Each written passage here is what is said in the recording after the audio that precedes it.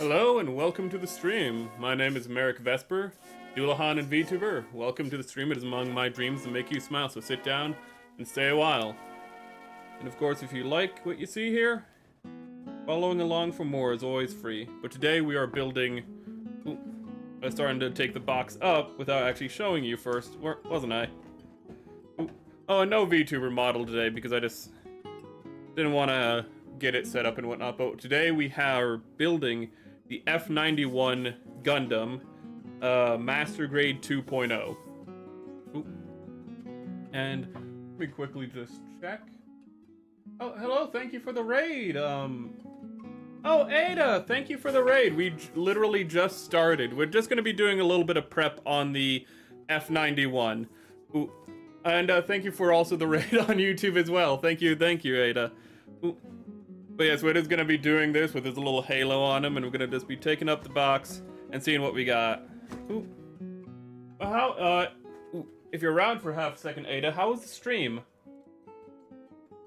Don't worry about the spelling mistake. How's the stream? You were building the light pink Gundam, weren't you? Ah, you did finish up the Rouge. Sorry that I'm a little away from the mic. Ooh. Hello, Switch. Ooh.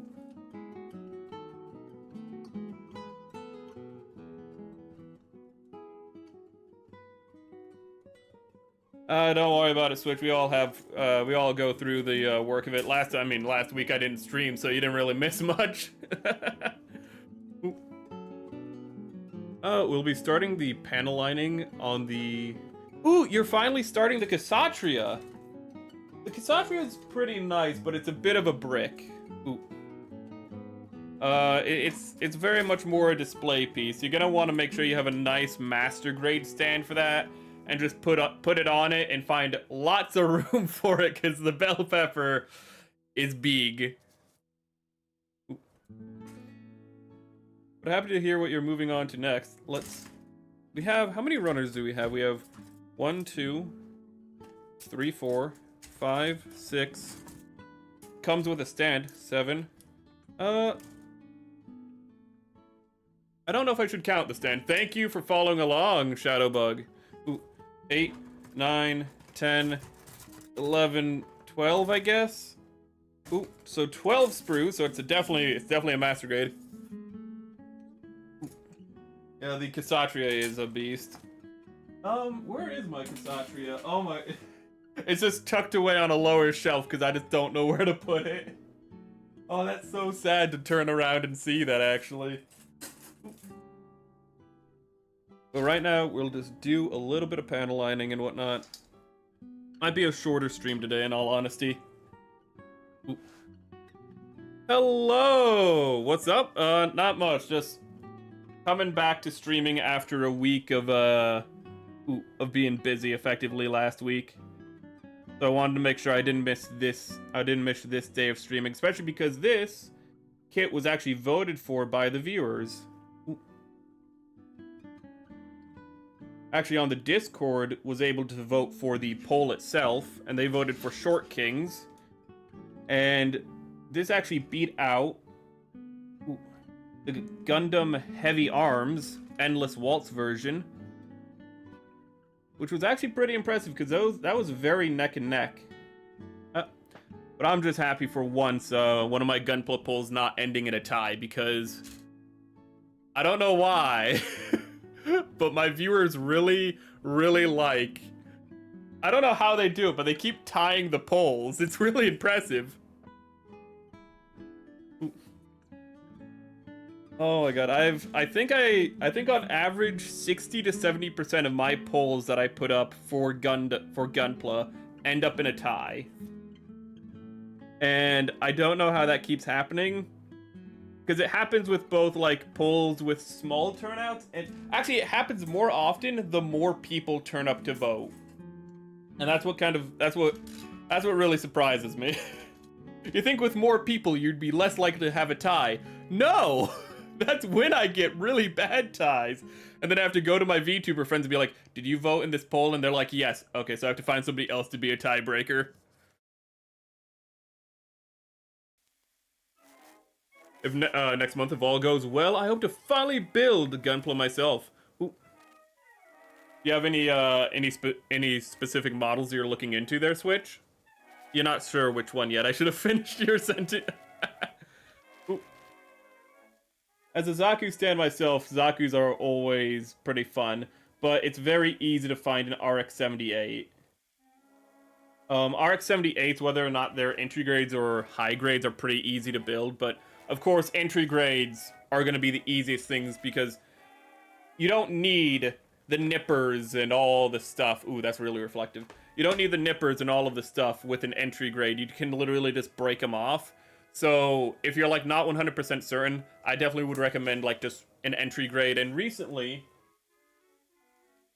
I was gonna get out my entry grade new Gundam to show you, but the new Gundam entry grade, which is NU, is very, very well done and very nice. Ooh.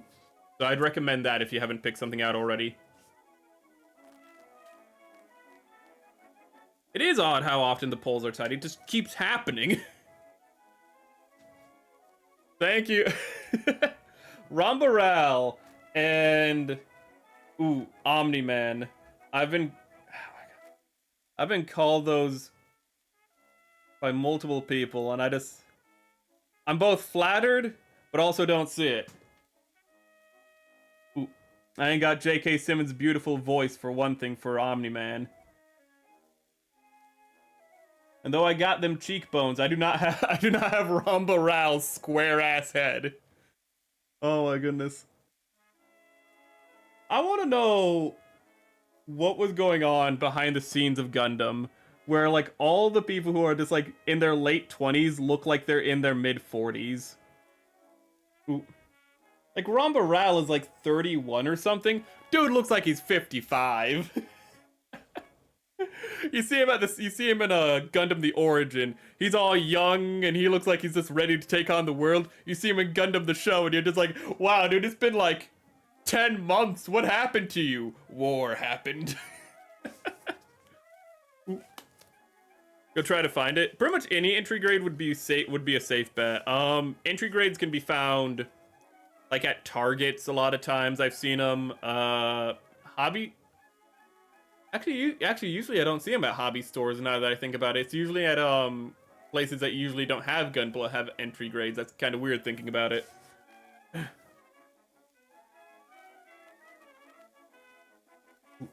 There'll soon be an EG entry grade Wing Gundam. Isn't there already a? No, wait. Is there not already an entry grade Wing Gundam? That's so weird to think about. Yeah, Hobby Lobby's hit or miss with entry grades. It depends on the lobby. But usually they have they usually have the RX-78. I'll say that. I think I've seen like the new Gundam once or twice there, but they always have an RX-78 entry grade. So you can definitely always find one at a Hobby Lobby for that. I'm surprised they don't have... I am genuinely surprised that there's not an entry grade Gundam Wing already. I wonder if it'll have parts forming. Actually, I think Are you an entry grade? What are you? No, you are very messy, though. Actually, what are you? No, you are an entry grade. I have an entry grade right here. Wait a minute. He's really beat up because I don't take care of my entry grades. But this is the second Gunpla I ever built. And it's gonna be very shameful. But yeah, the second Gunpla I ever built is this guy right here. Ooh, the grandpa. If you're wondering, where's his leg? Where's his shoulder pad? I don't know. I'm gonna be 100% honest with you. I'm gonna be real with you. No idea. Late August, you have a birthday, so you plan to do all the stuff you've plan to binge out on the birthday. Take your time and enjoy stuff. The first Gunpla I ever built. You know, I just bagged it up. It's right here, and he's also missing his leg. What the hell is going on with my gun? He's striking a beautiful pose, though. He wants you to paint him like one of his French Gundams. Paint him like one of your Rose Gundams. But that's the first gunpla I ever built, the entry-grade American type. Go figure. He's been in many battles. Oh god. Lieutenant Amuro! What happened to your legs, Lieutenant Amuro? You ain't got no legs! Oh god. Oh, okay. That looks like I hope this can be drip fed. I'm gonna have to do so much cleanup later.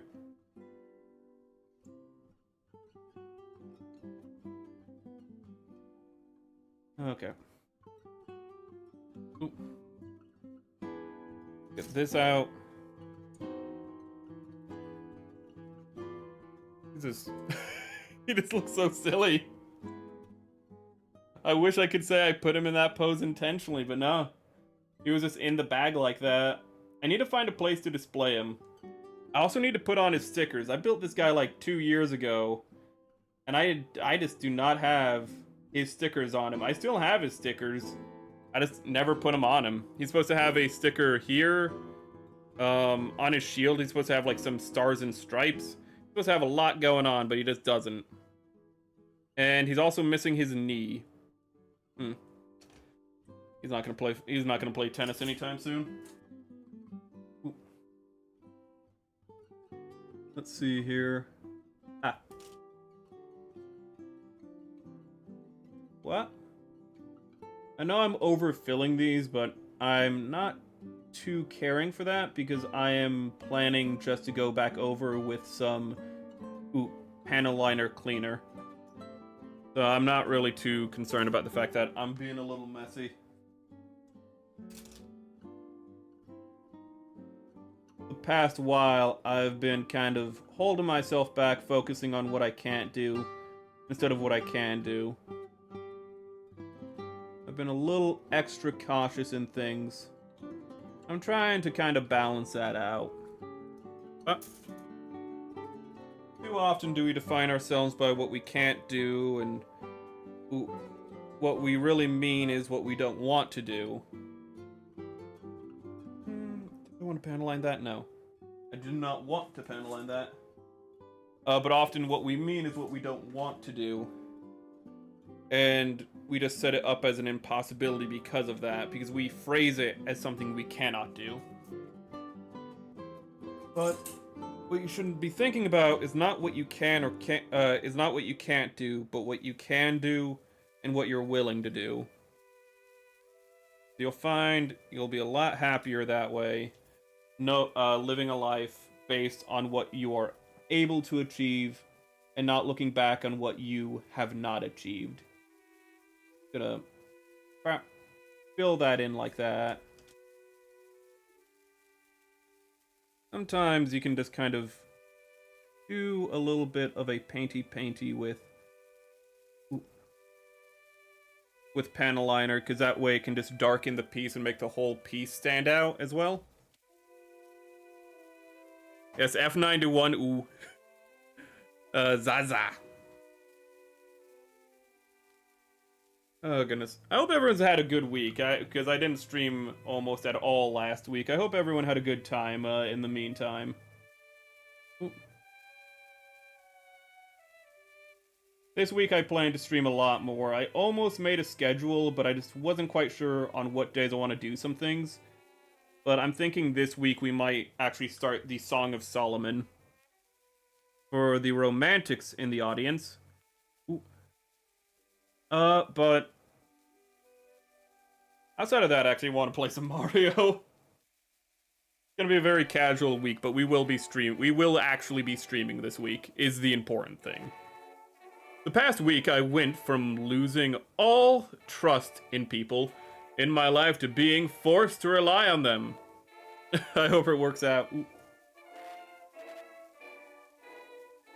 Trust is a very fickle thing, and a lot of times, it's not a matter of what other people do, but what we're willing to believe other people are capable of.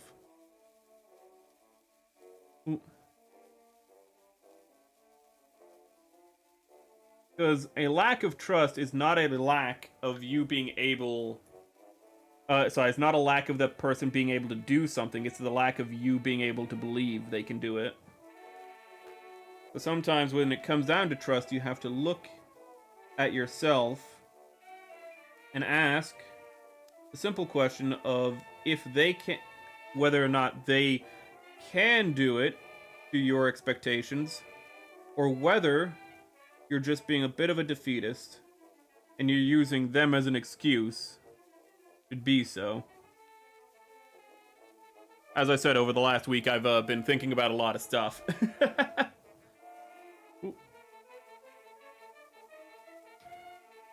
So have you heard of the news about the Visa? Yes, about the Visa and MasterCard and UK collective. Yeah.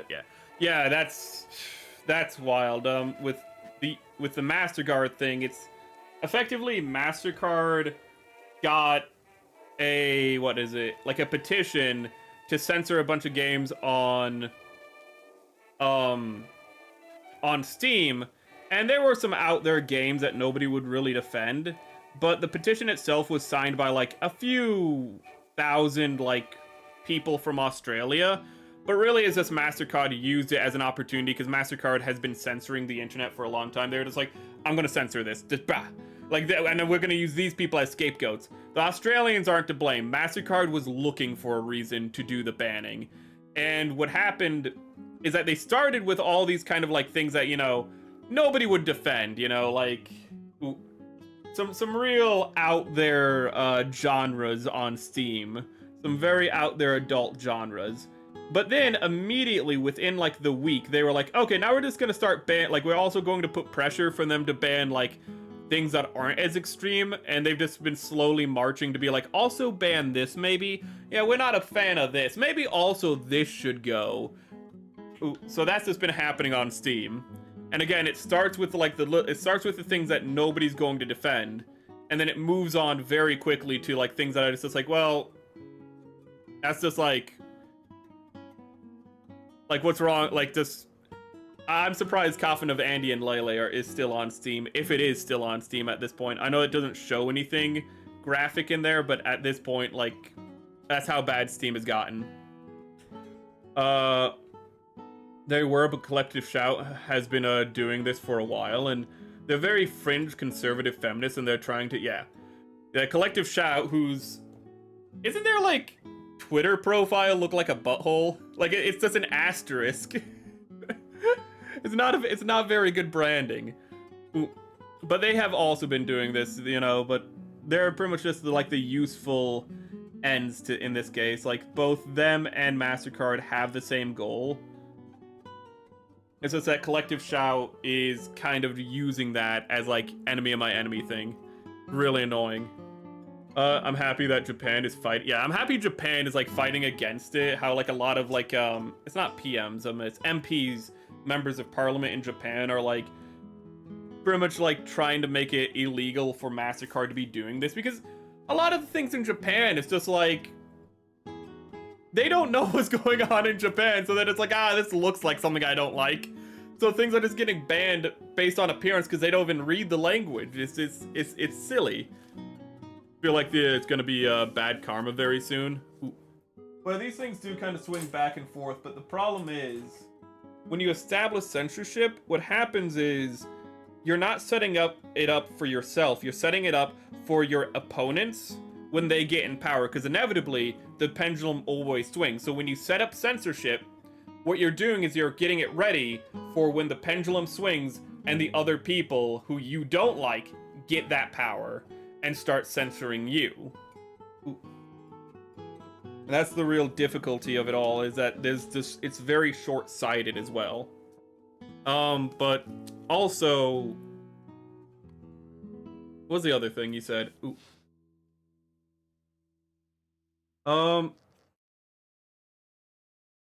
God damn it.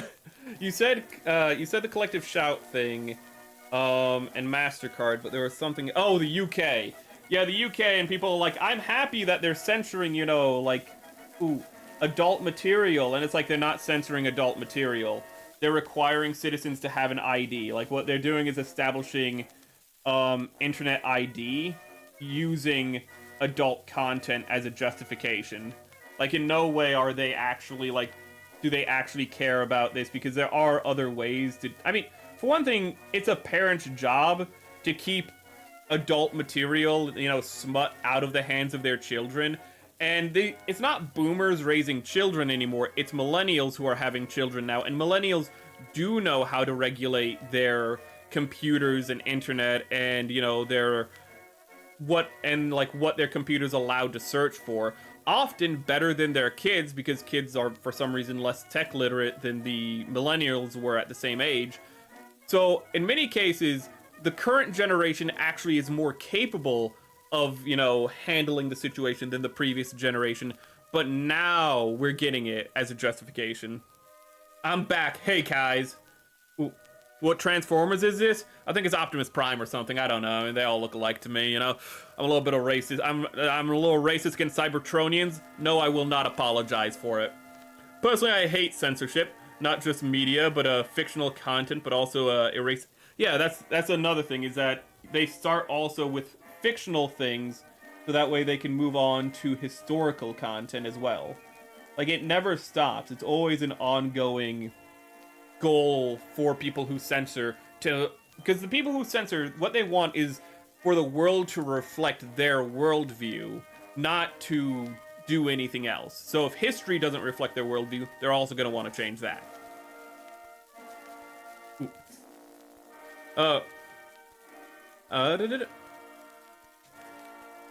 Some of the games I want are probably gonna get taken off Steam. Nothing explicit. Yeah, that's the thing. That's why I mentioned Andy and Lele. Like, as dumb as it sounds, there's a good chance Andy and Lele could be taken off of Steam during all of this.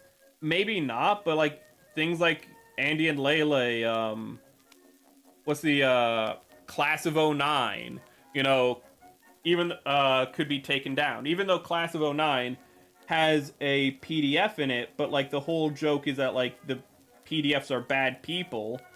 The fact that it depicts, you know, bad people in its story could get it taken down.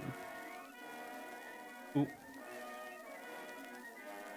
And that's also a concern. It's not only for sexual content, but just some content that might be considered edgy. Like, there is a Steam game, I forget what it's called, but it's literally a game that's a visual novel based off of an actual murderer's, like, life story and his, like, own mental illness. And it's like, it's a psychological horror based off of a real serial killer, effectively. And it's just like, well, that's really messed up.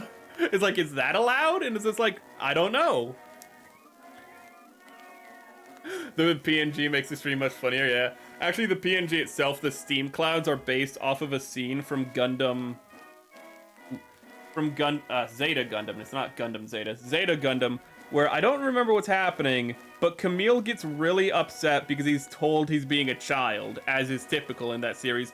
And he just, like, puffs out his cheeks and just blows steam out of his nose. It's just like, yeah, you're really showing that you're not being a massive child right now, Camille. Ooh, literally pouting when you're, like, he's called a child, immediately pouts. Good work, Camille. You convinced them. Ooh, talking about steam while steam is coming out of your nose. They want everything edgy and controversial to be taken down. Some people, like me, cope with dark humor and content, and they want to, yeah. Well, the thing is, it's not that some people, it's that dark humor itself is a coping mechanism. I've talked about this before, but for the sake of it being relevant to the topic, during World War II, during World War I, during trench warfare, it was observed that actually English soldiers had higher degrees of mental health than Germans. And the reason for this is because the English were just doing dark humor. Like, they'd see their friend die and they'd be messed up by it, but then they'd also be able to crack a joke about, like, something else, or, like, take their mind off of it with humor. And because all the things they saw around them was death and suffering, a lot of times that humor was at the expense of the death and suffering.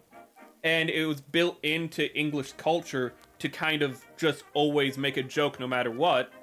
And so their mental state was, again, they're still suffering because it was World War I, but their mental state was noticeably better than the Germans, who would just be, whose, culture was to be more stoic. And, when Hans gets his head blown off, it's like, well, crap, Hans just got his head blown off. Meanwhile, when, Sam gets his head blown off on the English lines, they're like, God damn, so much for tea time, Like, that's the joke. Like, it's dark, but it's a coping mechanism. Ooh. Ooh. I know that scene, it became a meme at this point. When I saw that scene in Gundam Zeta, I literally stopped the show and took a screenshot of it immediately. And I just texted my friend, when you just take a massive hit and your mom walks into the room. Like when you take a massive bong hit and your mom just walks into the room. It's just like, that's just my immediate thought. Because he's just holding it in so deep. Ooh. I would be the type of guy to say, so no head? When someone got their head blown off? Oh my god. Dude, he's gonna save a lot of money on he's gonna save a lot of money on hats. Ooh. Imagine if South Park made fun of a Visa and MasterCard, and yeah. South Park is so hit and miss nowadays. Ooh. And I feel like it's, like, some people blame the fact that, like, they're ideologically captured or something. I think it's just the fact that, like, South Park is just made in an isolated place. Like, the culture that these people live in every day is isolated from, like, general America nowadays. In the past, Hollywood was, even though it was still very blue, you still had far more, culturally speaking, people on every side in the entertainment industry, while today it's kind of been silenced. And so the multiple perspectives that you used to get with South Park aren't really as much there anymore, because it's just, there's just been kind of a silencing effect, culturally speaking, because it's just become such a mecca for one political side.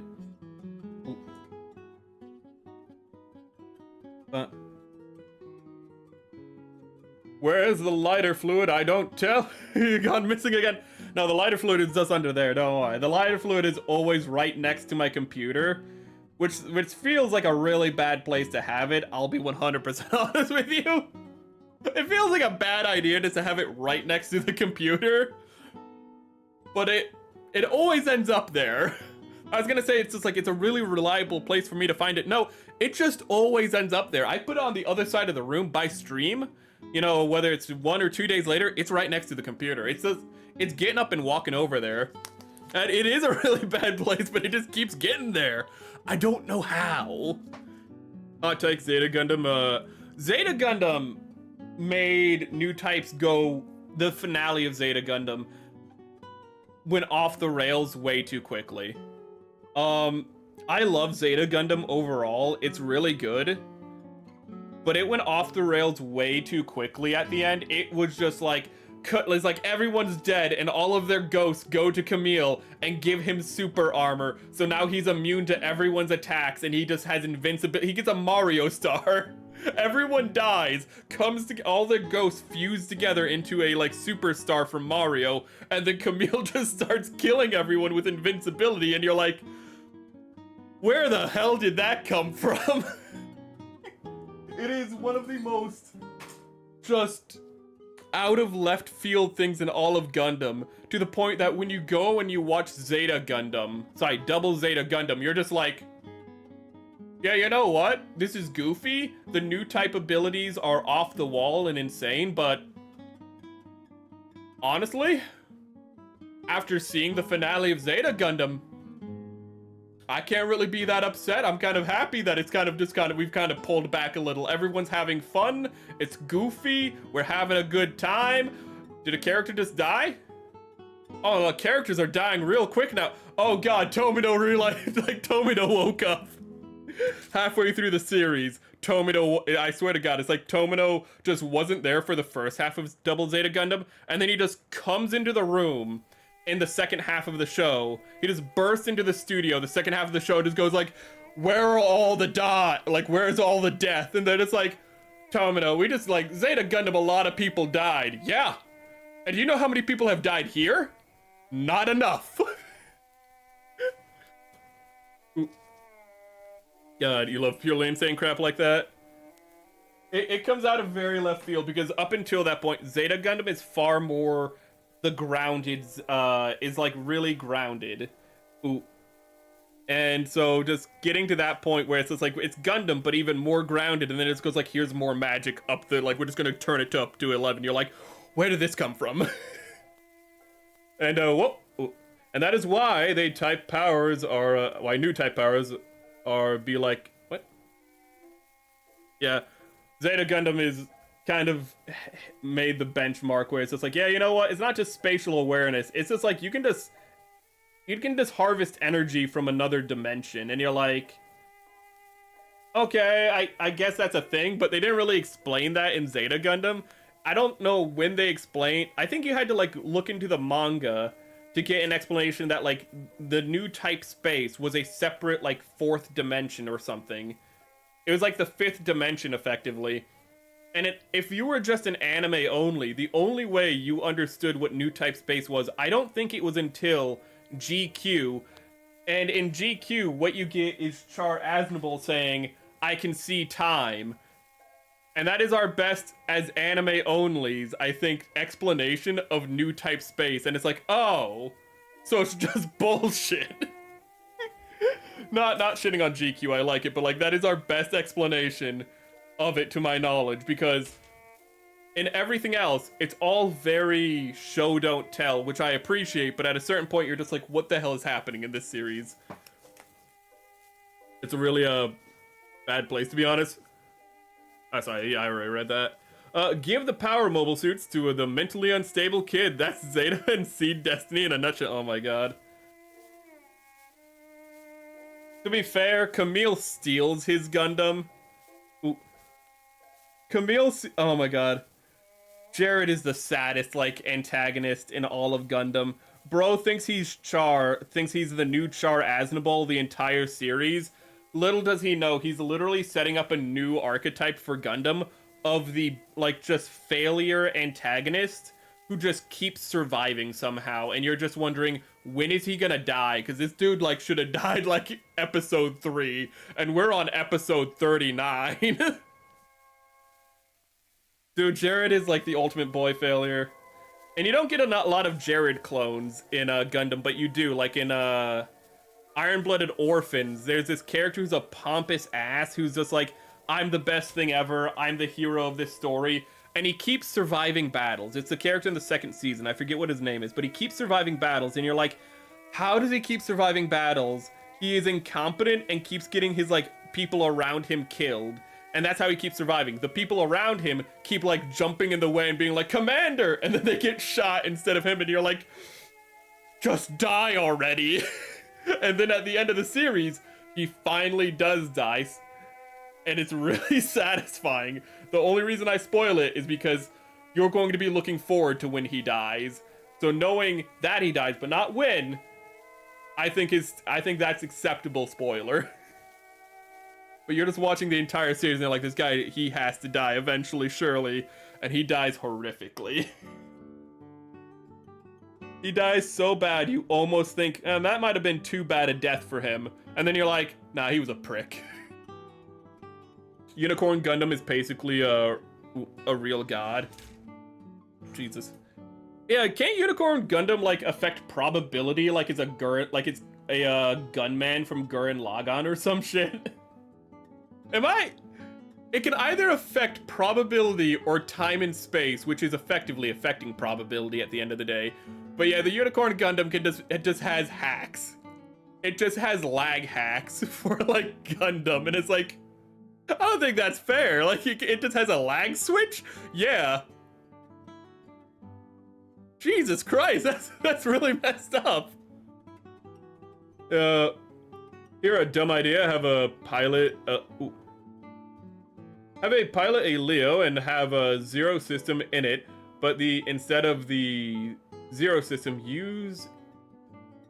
it gives speed instead. I just know if Tro was in it, he'd still, like, be a one-man army. So speaking of, like, lore drops, I like how in Gundam, in Gundam Wing is like never really like explained. Why is Troa just like better than everyone else as a Gundam pilot? Like I don't think they intended for it, so they didn't really have an explanation. But like by the end of Endless Waltz, it's like, yeah, Troa's like just better than everyone else as a pilot. Like he just has way more impressive feats. Like he uses an atmospheric mobile suit in space and takes out an entire army effectively single-handedly. He's like the only guy to break out of like the Zero system on his own willpower and shit. Like Troa's like absolutely goated, but at the same time you're like, what is going on with this character? Like why is this like second fiddle character just absolutely being like way more badass than the main character? And then in Endless Waltz, there's just like a flashback for half a second, and he's just like a 10-year-old boy in a Leo, and you're like, oh, I guess that's all the explanation we're ever gonna get. You liked Iron-Blooded Orphans? Iron-Blooded Orphans is pretty good. I like the fact conceptually of a Gundam where beam weaponry isn't overused, and how beam weaponry, when it finally shows up, it is shown to be a weapon of mass destruction, which it technically is in the original Gundam. But by not being shown beam weaponry the entire time, when the mobile armor appears and just shoots its beam out like a dragon, like blowing fire, and just destroys like everything on the horizon, you just immediately go, oh shit, that's really powerful. Meanwhile, in other Gundams, that shit is happening all the time, but it's so commonplace, you don't really think quite how monstrous that power is, like how insane beam weapons are. But at the same time, like a guy just fires in like almost indiscriminately into a cloud of mobile suits and everything explodes. You know, like you lose perspective on the scale at a certain point for beam weaponry. And so that limited use in Iron-Blooded Orphans really just makes you go, Jesus Christ, every other universe, this is a standard weaponry. The Gundam Heavy Arms feels more like a combat unit than a long range. So that's because that's how Troa uses it.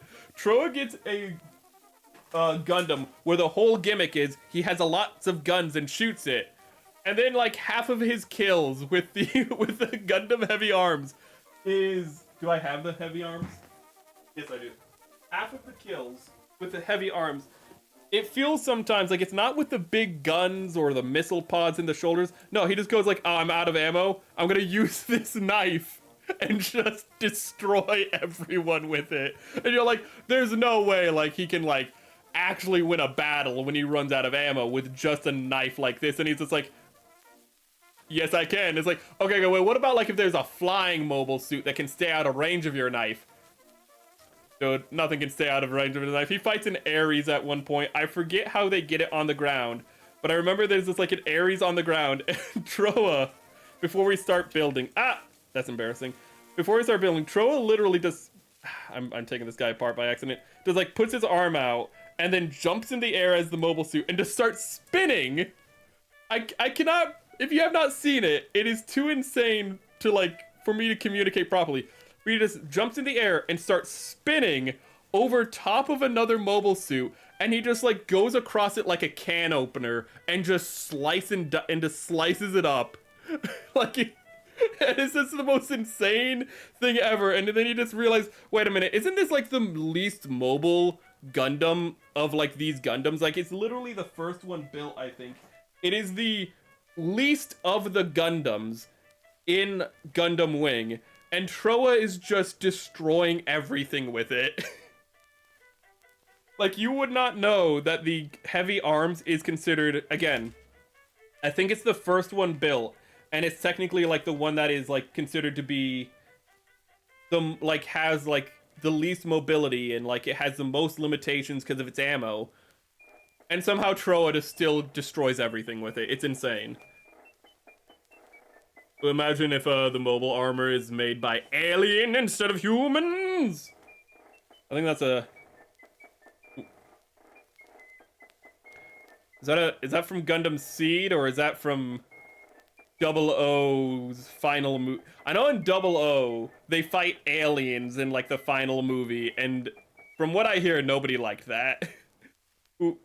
It's just like aliens invade the solar system, and it's just like, what? No, no, Gundam is about humans being our own worst enemy, and it's just like, it is? Oh, we have aliens, though. I've always found that a little weird, but yeah, there's just like, I know that there's also aliens in Gundam Seed, but they're fossils. It's just like, yeah, here's space whales, and it's just like, excuse you? Yeah, we found these, we on like the moons of Jupiter or something. We found like a fossil of a whale with wings.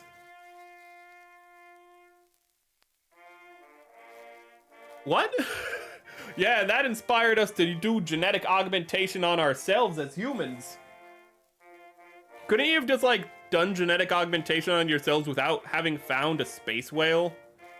Like, the space whale feels kind of superfluous, and it raises a lot of questions. Like, are there like more space whales just going around in the solar system? Like, did they leave any artifacts? Were they intelligent, or were they just like flying through? They're genetically augmented, so did they make themselves space whales, or did some dudes just make space whales and just like let them loose in the solar system? But whales can't breathe in space, so they all died on like the moons of Jupiter? Like, what's going on here? Hello, Shark. We're being very confused by Gundam Seed lore. You're talking about Iron-Blooded Orphans? I know you're talking about Iron-Blooded Orphans, but I'm just thinking of like any other universe that has aliens in the Gundam. Because Gundam usually focuses on people so much. But we know that mobile armors and Iron-Blooded Orphans were made by humans as weapons of mass destruction.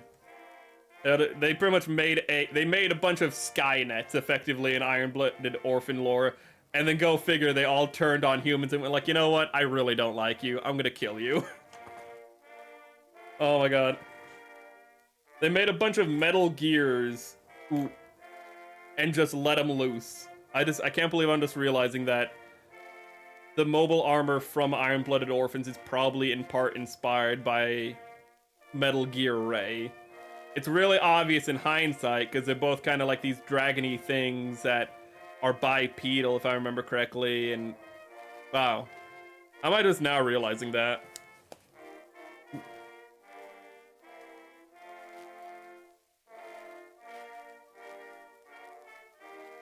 Oh my god.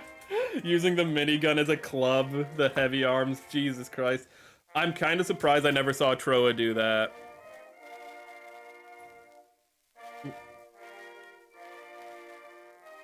Actually, Shark, you a VTuber yourself, my dude?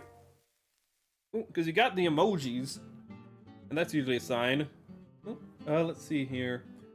We need A. The mobile armor and I forgot about that. It like gets woken up and it's like, where am I? Like, it doesn't say that, but it's just like confused because it's on Mars, and it's like, well, I'm supposed to be killing people on Earth, but I guess I'll just kill whatever I can find here anyways.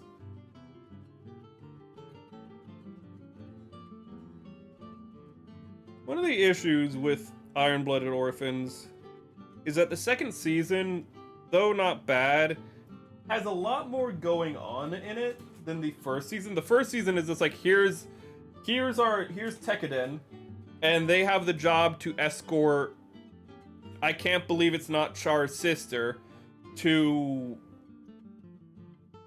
declare independence for, I can't believe it's not Z on Mars. You know, like, you have that going on. A2. And that's just the plot, you know, it's effectively, they have to escort somebody to not be assassinated, and it's very straightforward, and everything revolves around that. But in the second season, it's all about how their empire falls apart, how they get too big for their britches, but it doesn't have that, like, overall, like, arc that you have in... Sorry, I just realized this is the knee that he's missing, that the first season has, so it gets a little muddier.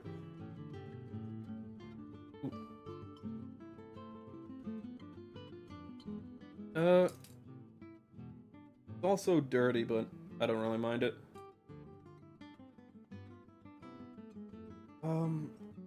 Where are my nippers? correct question. Where are my bad nippers? Actually, I want to point something out real quick. That is... Uh-oh. How small this guy is going to be, because...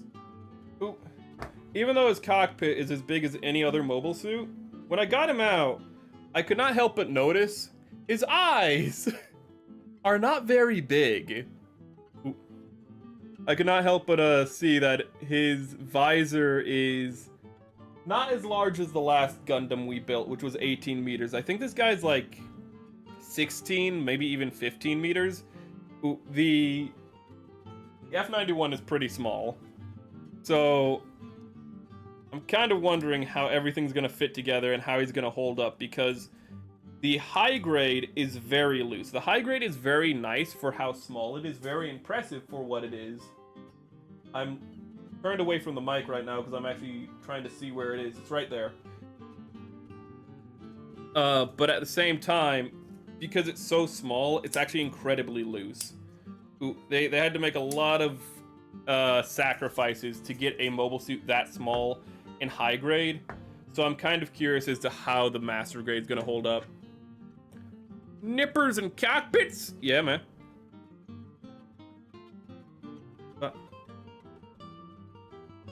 I really need to get more Bach. I need to get more music. I think I'm maybe getting more some jazz for the background music next. Ooh.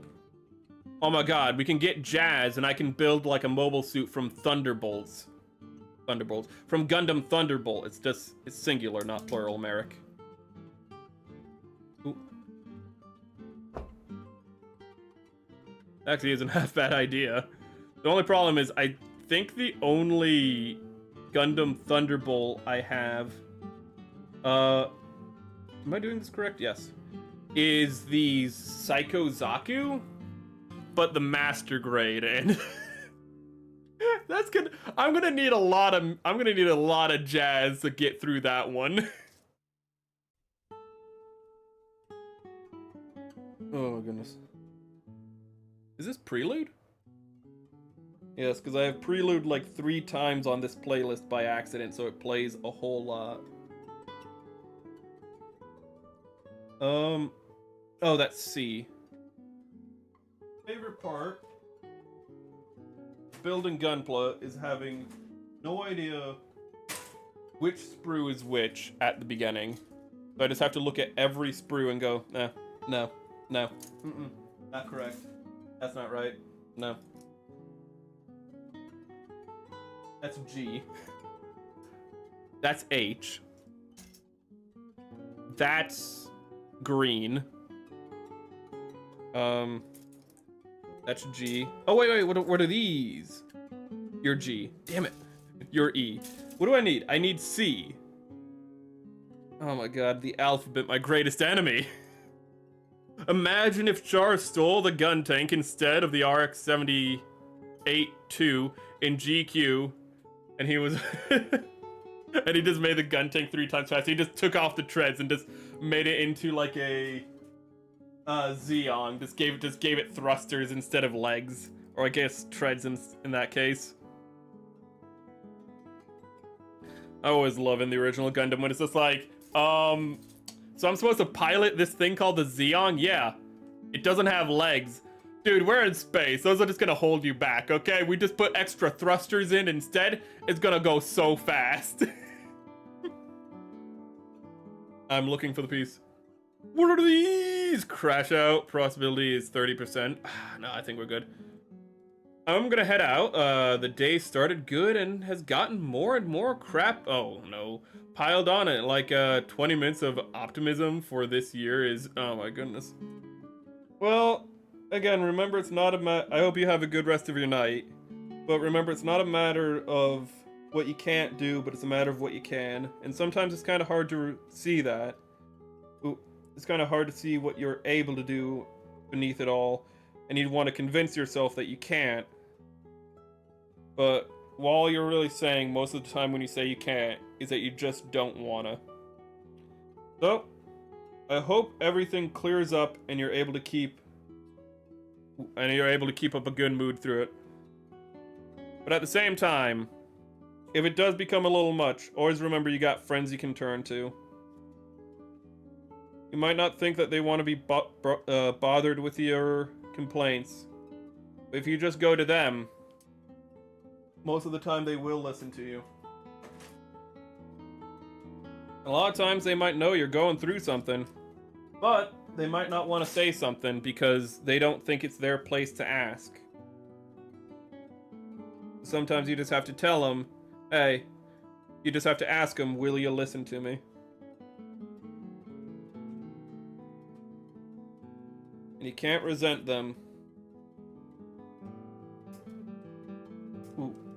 for not asking, because sometimes they're just not sure themselves. But have a good rest of your night.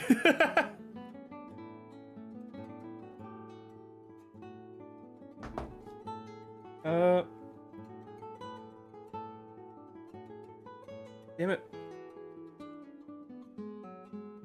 I do like the ball cockpits of Gundam and how they very quickly became ball cockpits. It's a really good way to show the advancement of technology in... Ooh, we need to get that. In Zeta Gundam. And that is... I covered it up. 48, which is just across from the piece I just cut out. This piece is going to be inside, so I don't really care if it's going to be a little dirty when I cut it off. I've not even had the chance to look at my topics page yet. What was I even supposed to talk about today? Yeah. You're welcome for the words. And thank you for stopping by while you could. Oh. Let's go to the topics page. Oh my god. That's a great topic to talk about. My dog being a piece of crap. I went to the gym today. Because, you know, it's just... You should go to the gym regularly if you want to stay in shape. I went to the gym today. And I realized I forgot my phone. And that's important because my gym has, like, a login that you use your phone for. Like, you walk in and you, like, use your phone, and, like, there's an app that has your barcode that's scanned, and you know, that's how you show that you've gotten into the...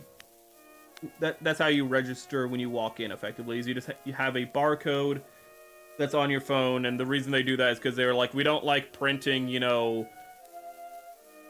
new lanyards, and not lanyards. We don't like giving out new lanyards and printing out new cards for, like, people who chronically lose their stuff. So we're just gonna have this because it's cheaper. Understandable. I'm one of the people who'd chronically lose his card. You'd have to buy a new card, but, you know, I was pretty incompetent. I was like, I guess I have to spend another like, oh my goodness, is it the start of a new month? I guess I have to spend $5 on a new card. Because I lost that shit. And, but I realized I didn't have my phone. So I was like, okay, so I can't, like, I could just walk in and be like, hey, I could just sign in manually. But I also wanted my phone to check on some things. So I went back to my house, and it's like a 5-minute drive to get to the gym and get back. So it's a 5-minute drive to get to the gym. It's a 5-minute drive to get back. So I've been gone for like 10 minutes, probably more realistically like 8 minutes. I come in, and I just hear someone, and the only person there is my dog, just messing around with a bag. And I just go, oh, what's happening here? And he just gets off the couch and bolts it under the table because he thinks I'm magically not able to reach him under the table. And he's just under the table, and I'm just like, okay, so what's he got? I go over to the couch, and not only has he taken his blue buffalo bag, which I got because I wanted to give him a special treat, so I got him some blue buffalo for when he's being good. He took the bag and flipped it upside down and spilled it all over the couch. Already a great start. He was showing no interest in it. I gave him blue buffalo 2 days in a row, and he was like, I'm not interested in this anymore. I've had it a day before. You know, I don't like eating food 2 days in a row. He's like a cat. So I was like, okay, well, whatever. It turns out he was psyching me out. He's just planning to steal the blue buffalo the moment I looked away.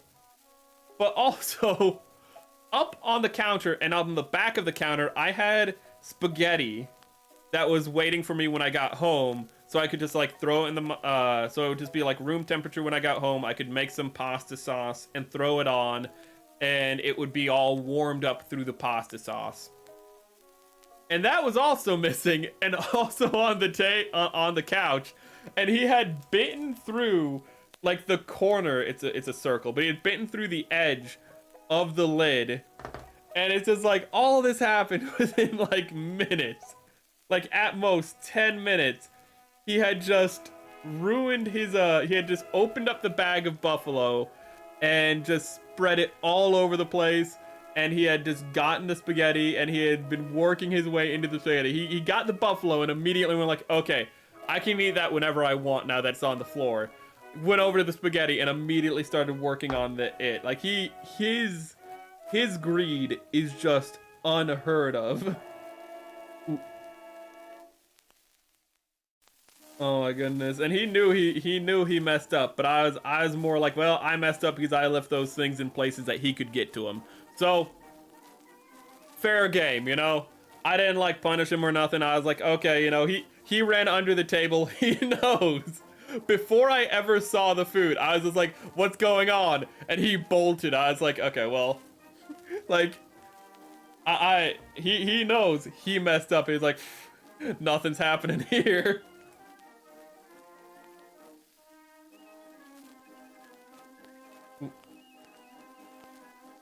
Very rarely do I kennel my dog or something, only when he does something that like needs to be cleaned up really badly and he can't be out because he'll just make more of a mess.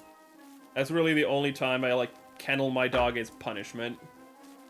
Because it doesn't really leave a message if any other way. Ooh. And I don't really do it to leave a message in the first place. I put him in the kennel because it's like, hey, you took a crap on the floor, and you are one of the most unsanitary dogs I've ever known, and I don't want you walking through your own crap and trailing it throughout, like, you know, the house. Because he will do that. This is the same dog who, like, last month took a crap, laid down in the grass, and then rolled over onto his own crap, all within, like, the span of, like, 5 seconds. And that was pretty terrible. Like, we were, like, 5 minutes into the walk, and he was like, okay, I want to go home, I guess. Oh god, he was not happy with that one though, because he had to get a bath. Ooh, and he does not like baths. Let's see here. What? Where's the piece that I'm missing? There's G2. There's E. This is the hardest part of any build. Is just searching through. G1. Do I need G1? I need G3. Where the hell is G3? Wait. Oh, wait. Oh no. Oh no, this is...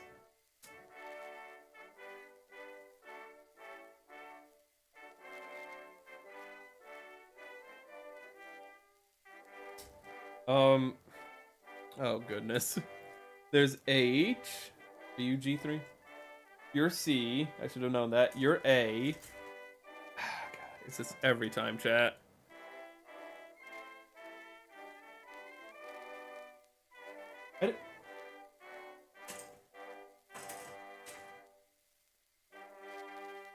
I don't even see it, is the problem. I don't... D? Ain't D. Ain't D.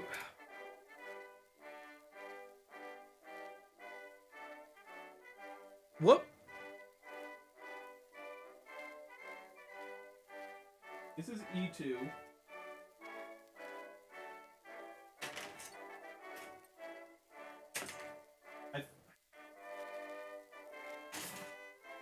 I honestly do not know where this piece... I do not know where this entire sprue is. F. G1. Like it's mocking me. I'm going through every sprue. Surely it has to be here somewhere. B. H. This is embarrassing. It doesn't help that it's really hot in this room. How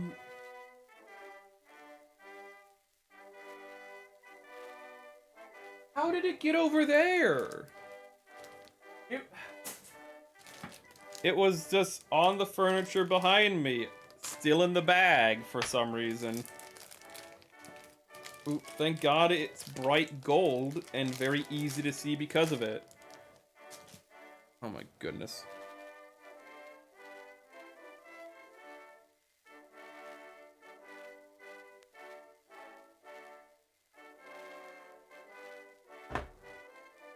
Okay, so then this goes here.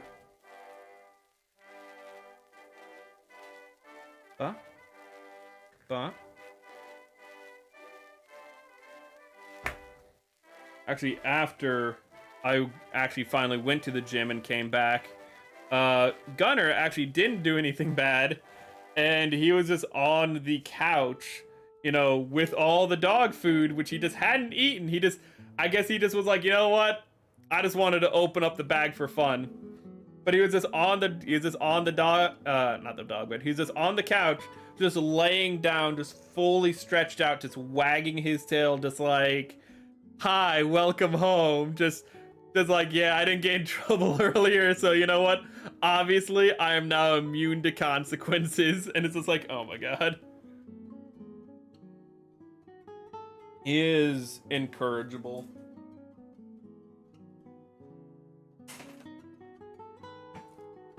Okay, hopefully we can... Chess is a little bit more intensive than I thought, but hopefully we can finish it. Then... Ooh, D... Oh, crap. Okay, so... I don't need D2 at all. Sorry, D1 at all. I need D2.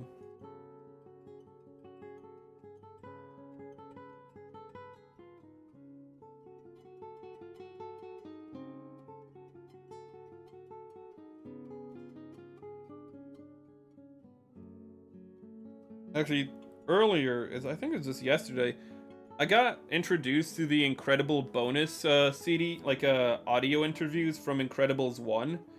On the DVD for Incredibles, there's just one of the bonus tracks is just these superheroes who like were killed by Syndrome, or that like we see who die in the movie before the movie ever starts, like with the cape malfunctions. Like there's just interviews with those characters on like the special features, and it's really nice. Like you get really good feels for these characters in their interviews and like how unique their personalities were, and how some of them, even though they were heroes, were kind of bad people. Like there's a character named Gamma Jack, and well, he's a super supremacist. For first thing, I feel like that's just a good place to start. He's a super supremacist. He just like, yeah, I am a more evolved human, I am the next step in evolution, but he's also just a complete narcissist, because he just talks about himself, but more so but more so like when he talks about like how like when he's saving people, he's like, okay, yeah, like, you know, okay, then the bad guys attack, and then I have to find the most attractive woman and be like, okay, so I have to save her first, and then I work my way down from there. And you're just like, wait a minute, what did you just say? And he just keeps going with like this out of pocket shit, because then he's like, oh, like we're really attractive like villains, they're like the hardest ones to deal with, because like you gotta kill them. And you're just like, well, no, you don't technically have to kill them depending on their crime. Like he immediately goes to like, I need to kill them. He's like, oh, if collateral damage happens, you know, if people die in like, you know, between us, you know, like fighting, you know, it's just collateral damage, whatever. Like you're very quickly going like, oh, this guy's just like terrible. Ooh.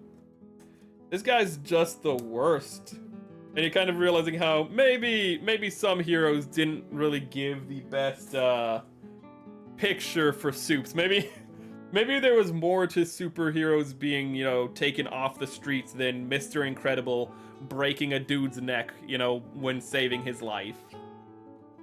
Ooh.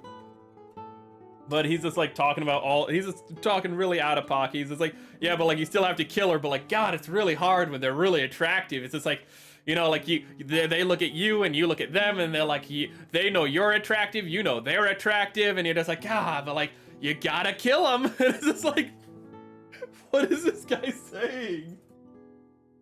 Oh my god. And it doesn't help that that guy's superpower was just like shooting radiation like waves that could just like disintegrate people. Ooh. Let's see here.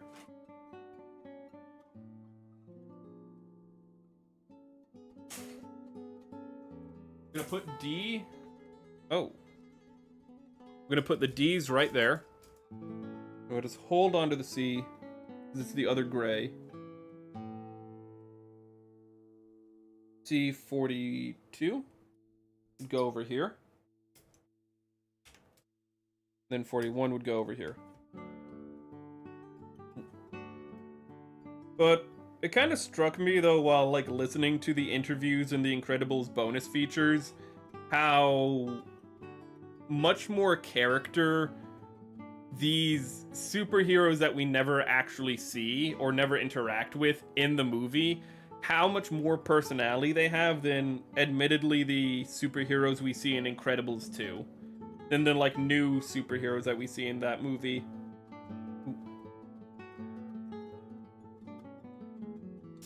Because they all just have such striking personalities, whether it's like Gazer being this very dry, this kind of dry, somewhat midwit fellow, where he's just like, you know, like, people often think that I am, you know, have no sense of humor, but in actuality I am personally guffawing all the time within myself. I just don't show it. And you're just like, Jesus fucking Christ. Like, he's just saying shit, like, with no, like, intonation at all. And he's just, like, being, like, kind of pseudo-poetic, but not really. And you're just like, dude, you are just, you're worse than paint drying, I'm gonna be honest with you. What is... Okay, and then these go on to this, so... A2. But if you have a chance, I'd recommend, if you can look them up, the audio interviews from the Incredibles bonus features. Some of them are just funny as well. Like, there's one guy who has, like, telepathy, but also, like, microscopic and macroscopic vision, so he just has, like, super vision. But the guy who, like, because he has microscopic vision, he's just a massive germaphobe. And his character actually is intelligent, and they actually portray him as intelligent. Quite pompous, but still intelligent, like, with how he talks and how he dictates himself. 38. There's a lot of good comedy in those recordings.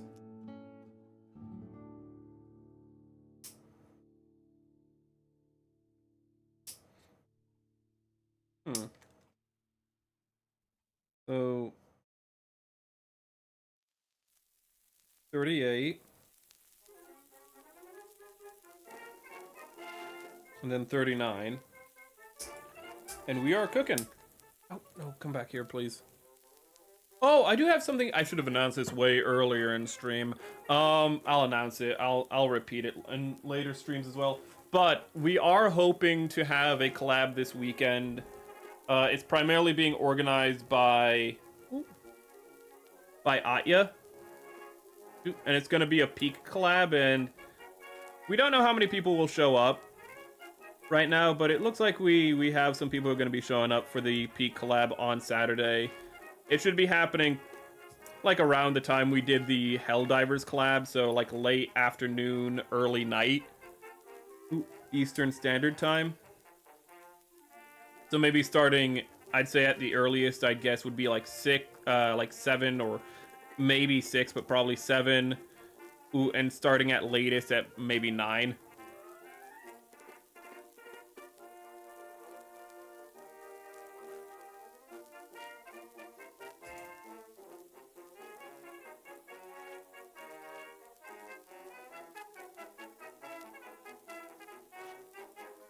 Let's cut off that piece.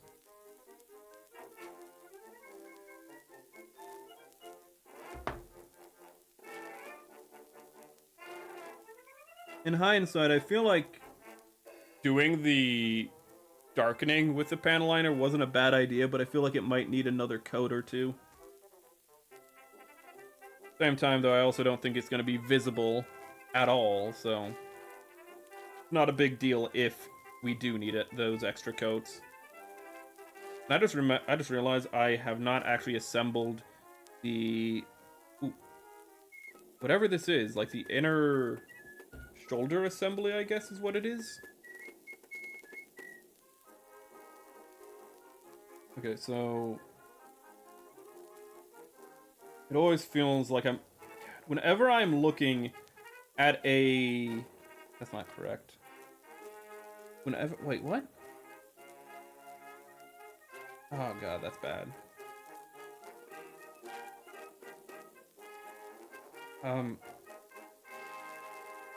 Whenever I'm looking at Gunpla instructions, it often feels like I'm just looking at an MC Escher picture. It feels like I'm just looking at just this optical illusion that I cannot figure out for the life of me.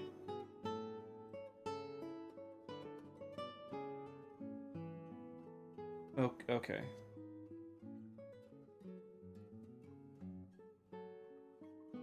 These pieces are identical, so I should not be freaking out so much about them. This piece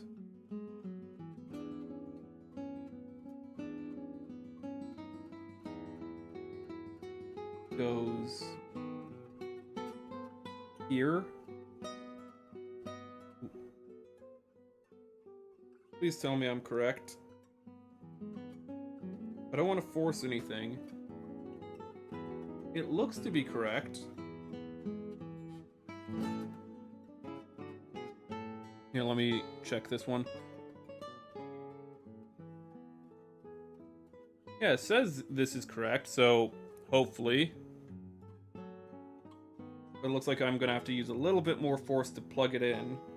And that just has me a little tense, because, you know, you don't want to get it wrong. Okay. My god, it's really warm in here. Doesn't help that today's humidity, I think, was a bit higher.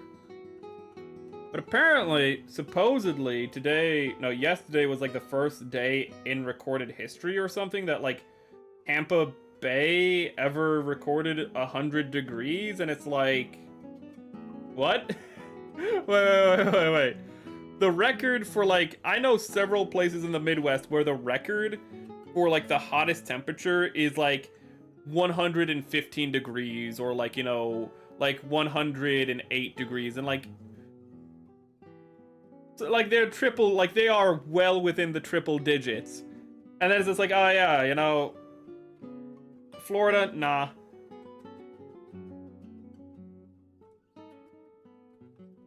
Well, I don't like that at all. I just plugged this in, and I think you can see how there's a little bit of whiteness or a little bit of discoloration on that, and that's strain on the piece. It's not, I don't think it's focusing, but you can see the discoloration, I think, still. And, yeah, that's concerning. Because I would wonder, like, oh no, I put on the wrong piece, but then I realize these pieces are symmetrical, so I literally can't have messed that up. I am upstate New York, and we have had 101 on 3. Ooh, you've had over 100 in your memory alone. Well, that's the thing, like... Oof. Sorry, I need to replace my glove real quick, because I killed a bug. But...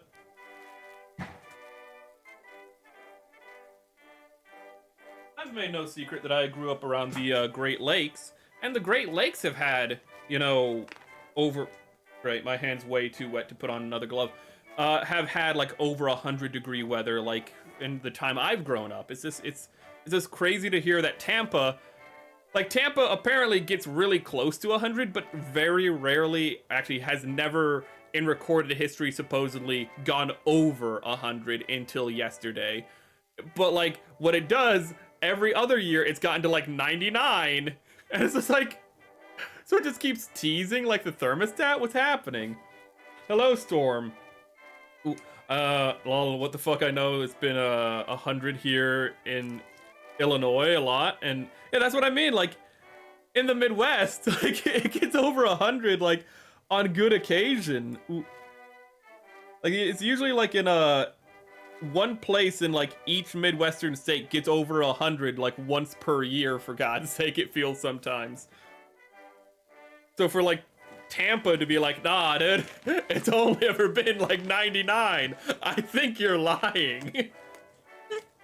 I know you're on the coast and you might have some breezes like cooling you down, but like I'm very skeptical to just be like, yeah, no, we just keep getting 99 degrees. Really?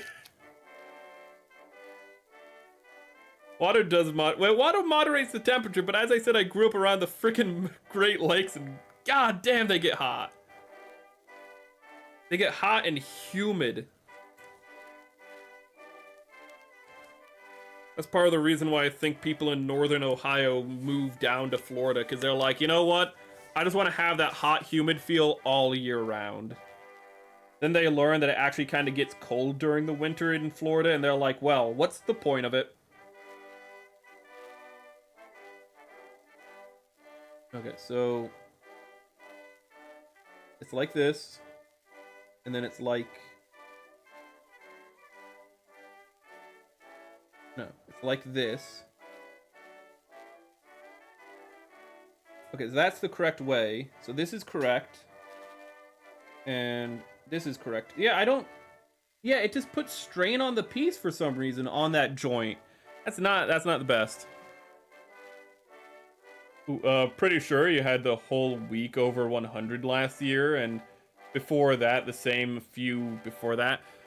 One big problem is Chicago gets really hot because it's a heat island. It's a massive city that just retains heat as well. I will at least admit that. Chicago gets hot as hell because it's just a massive insulated like brick of concrete. So it gets really hot, and then the next day comes and it hasn't cooled down from the previous day, because all the humidity has like retained the heat or what have you.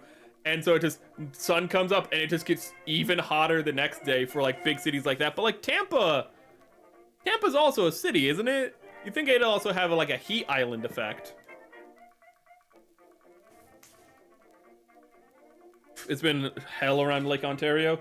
The Great Lakes there's always like a week in if you live around the Great Lakes. And you don't even need to live like on the shore of the Great Lakes, I want to be clear. You can be like 25 miles out from the Great Lakes. There will still be 1 week every year where you're going to have 100% humidity every day, and it won't rain one of those days. It's just, you'll just have a full week of it just being like 90-degree weather, if not like 95 plus, and it will just be 100% humidity. And it's just like, why? It's because there used to be a swamp there, and you made God cry by getting rid of the black swamp, you dumbasses. And that's only for a very specific place in Ohio, though. You're gonna pay me to go to Chicago? Chicago's fine if you go like during the day and you stick to like the museums and whatnot. The Field Museum is really nice. I will say that right now. And also it's kind of like on the edge of, like not, and it's not on the edge, but like, it's in a better part of Chicago. I like going to the Field Museum every now and then. Actually, it's a very thin connection, but because the Field Museum... How the hell do I plug this in? Ooh, I really want to go to the Field Museum again. I am just looking at this and I am being very perplexed in all honesty. I have no idea how this goes. But I was actually watching a channel called Your Dinosaurs Are Wrong, and it's just a dude talking about like the scientific, like up-to-date understanding of dinosaurs, and it's really nice if you're just a dinosaur autist like me. And I just realized he has no video on the Pachycephalosaur, my favorite non-avian dinosaur. And I was immediately upset because I was like, what about Pachycephalosaurs? They never get enough love, and it turns out they still don't get enough love. I am baffled by what I'm looking at. Like, how does any of this go together? Okay, so like...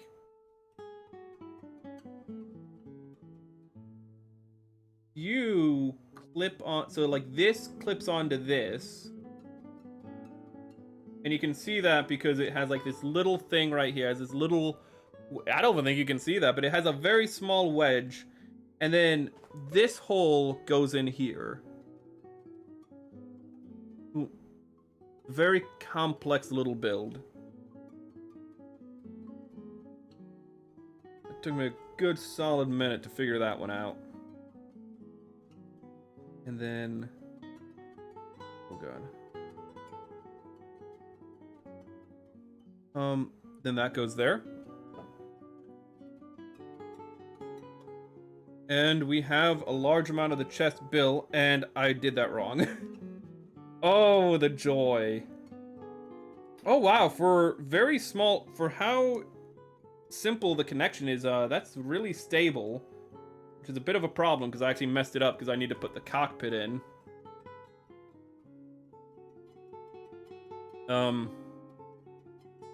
No.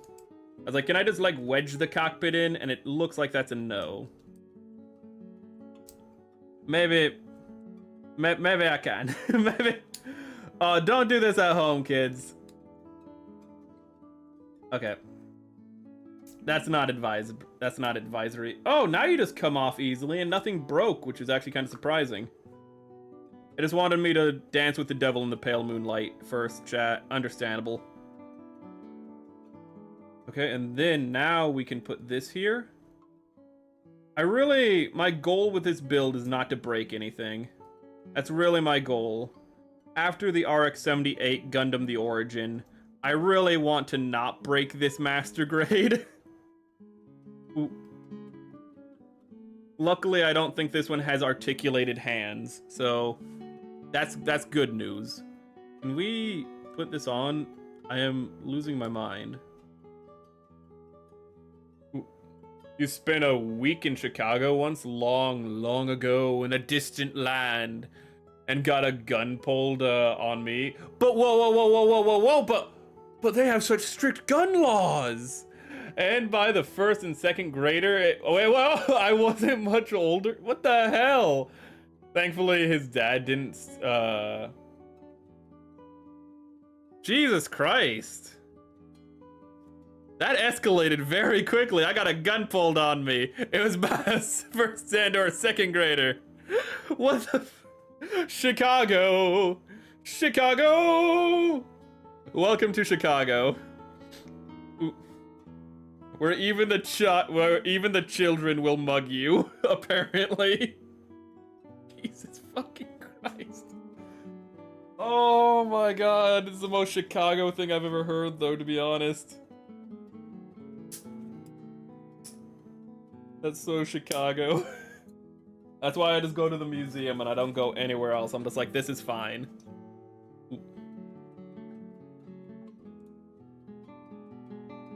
I made sure to separate the C from the D. Make sure I could cut these pieces out. 52. Ah, there it is.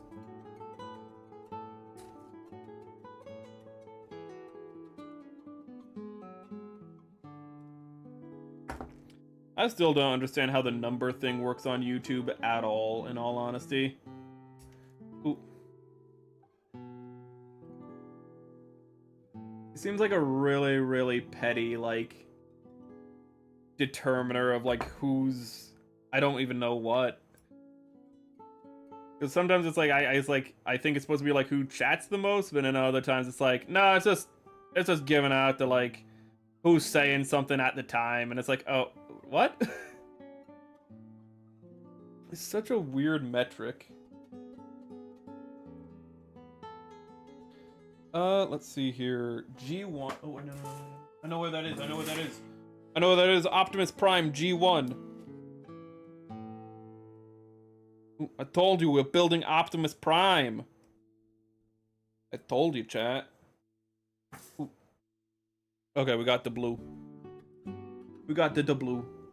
Oh, so it has like a cockpit that you can pull back, it looks like? Oh. Thank you. Ooh. Thank you for that. I'm convinced they are all just doing anything besides fixing the dang algorithm. They really are. YouTube is kind of just... I mean, on streaming platforms, you just kind of have to accept it's like, yeah, it's just kind of like a bit of a shit fit. Oh, okay, so, yeah, it does have like a little cockpit you can open. Jesus Christ, that looks really cramped to get in and out of this thing, to be honest. Like, hold up, I'm gonna take it off to hopefully show you how... I can't. I don't want to break it. But Christ alive, like, you're gonna have to, like, you're gonna have to, like, angle yourself to get out of that tiny little doorway. But it is cool that it has a functional cockpit door.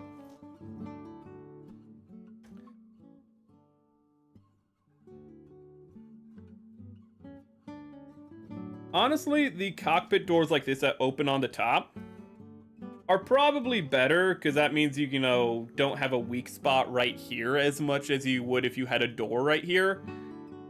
But I have a very hard time taking these cockpits seriously, purely because of Gundam Seed, and how in Gundam Seed, like, the cockpits don't only open on the top, but also the chairs, like the cockpit chairs, rise up to the top. So there's this parts in the show where characters open up their cockpits and then just like their chairs just rise up to the cockpit and they just talk to each other like that. And it's just it feels a little silly. Like, talking to another person with your cockpit exposed is a bit silly regardless, but something about also like literally having a stare assist, you know, literally help you get to the top of your cockpit so you can just like look at them while still sitting down like a frumpy child. It's supposed to be an emotional moment. They're looking at each other face to face, but all I'm thinking is, God, there's just two guys sitting on the tits of two mobile suits. That's all I'm seeing right now, you know? Ooh. They're just balancing on the pecs of two mobile suits. It's a very, very silly setup. What?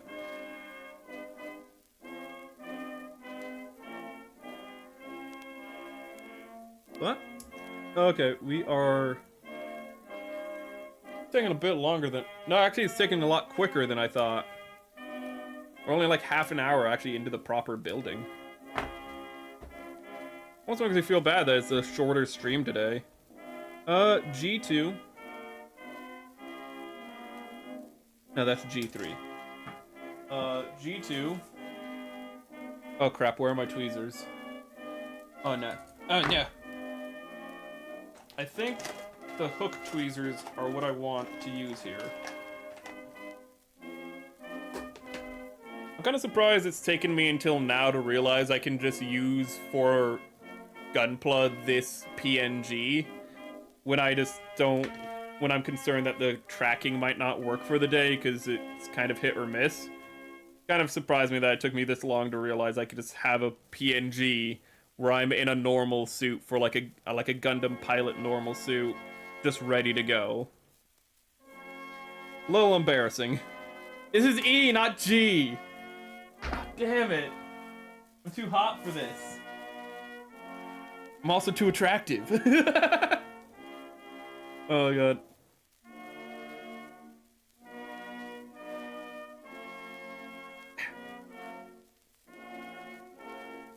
Very tiny pieces.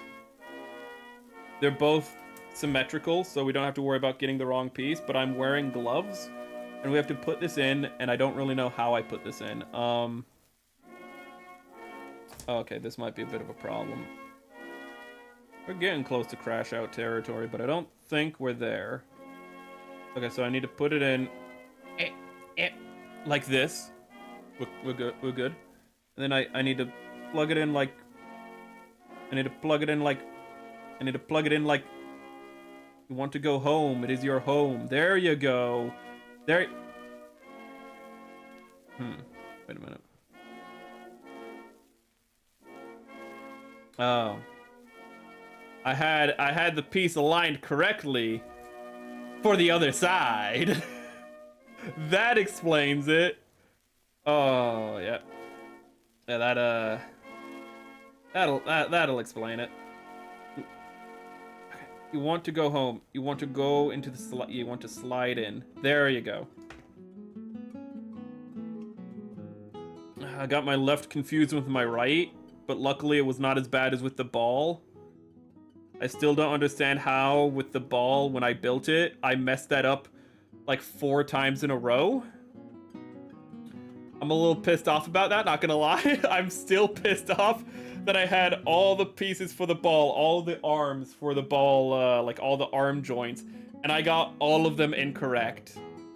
Like, you think I would, like, realize what I was doing wrong after the first one didn't fit, like, didn't go together correctly. I'd be like, okay, obviously, like, I did it wrong. No, and I just kept doing it until I did it wrong every time. But while doing it, I actually took 2 apart and, like, swapped the pieces, and they were still wrong for each other. Like, I just kept rolling that dice and getting snake eyes. Never take me to Las Vegas. You will lose all of your money.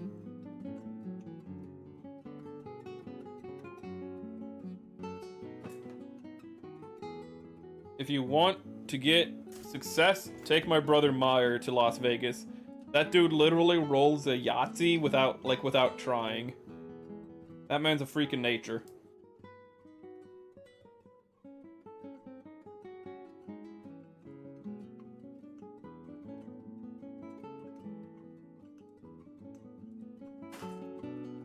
Let's see here. D 30.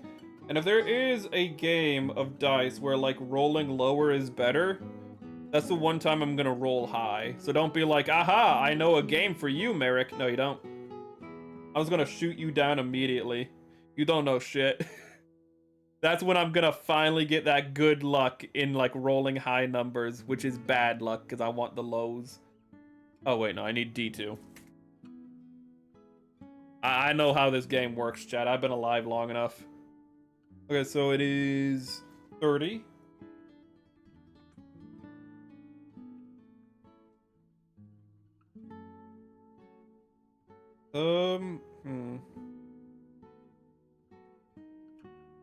I like, one of the things I really like about the F91 is all the vents. Ooh. Like, it's a little much in some regards, because it's, you know, like, you even just have, like, the chest is vented instead of, you know, armored. But I like it because one big thing in space, in, like, spaceship design that is kind of overlooked often, is the fact that heat buildup is a really big problem. And you need a way to vent the heat, which is why, you know, you need radiators like this guy has.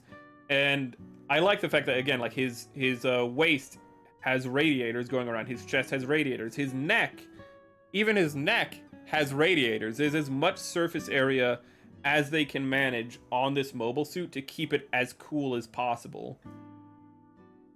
So I really, really like that mechanical design. It's a very nice touch.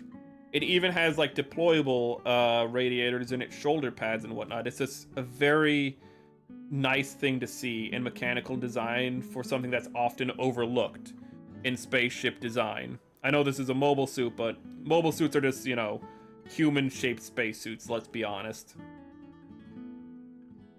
Spaceships, not spacesuits. There we go.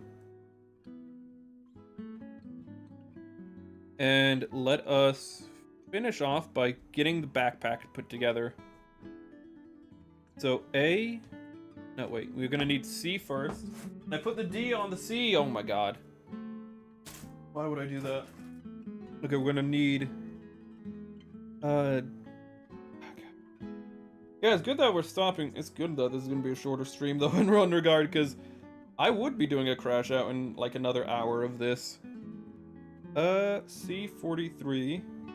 I know you guys like the crash outs though.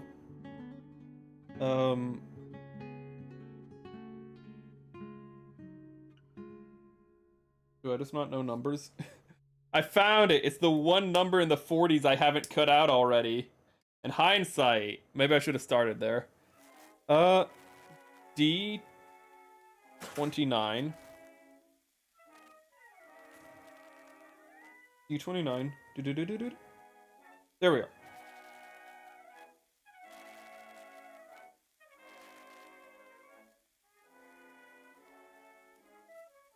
Actually, quickly jumping back to Incredibles 2, I feel like another problem with Incredibles 2 is just how boring the premise for the villain in that is.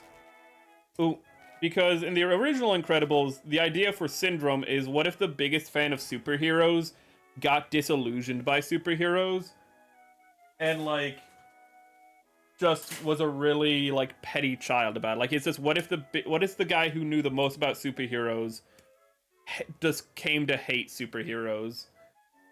That's all, like, that's his backstory, and it's, like, very simple, very easy to understand, but it's immediately, like, oh, that'd be a very big like, immediately you understand how much of a problem that would be. What? Meanwhile, the Incredibles 2 villain, their premise is, oh, hey, their dad tried to call Gazer Beam, but didn't know Gazer Beam was dead, so, you know, muggers killed him. And I resent superheroes because, you know, they didn't show up to save my dad when he called them. And it's like, well, okay, but, like, you know that Gazer Beam was dead. And, like, he could never have saved you. Like, he didn't, like, not save your dad because, you know, he didn't want to. It's because he was dead. And it's like, yeah, but, like, it breeds a reliance on superheroes, so we can't do things for ourselves. And it's like, I don't know, I feel like this is kind of just, like, weak motivation somehow in comparison.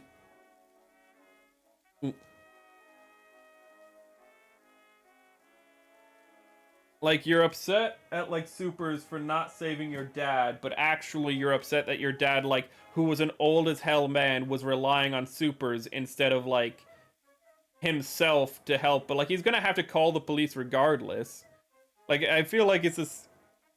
It's like, what if he, like, had to go downstairs to, like, use the phone to call the police and he got killed? Like, would she have been like, oh, I'm going to, like, you know, I am now a cab? Like, would that be her character now? If instead of trying to call Soups, he, like, tried to call police to save the day? Would she have just become a cab? Like, what is... It just feels like it's kind of contrived, I suppose. B31. I'm slowly losing it. I am... Ah, there's B.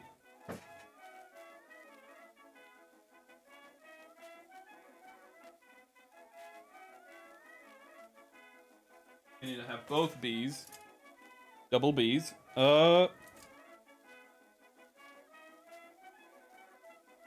31. Oh, that's annoying. I actually need to get out the lighter fluid this stream to clean these off now. I don't want to put these in looking this dirty, even if you can't see them all too well.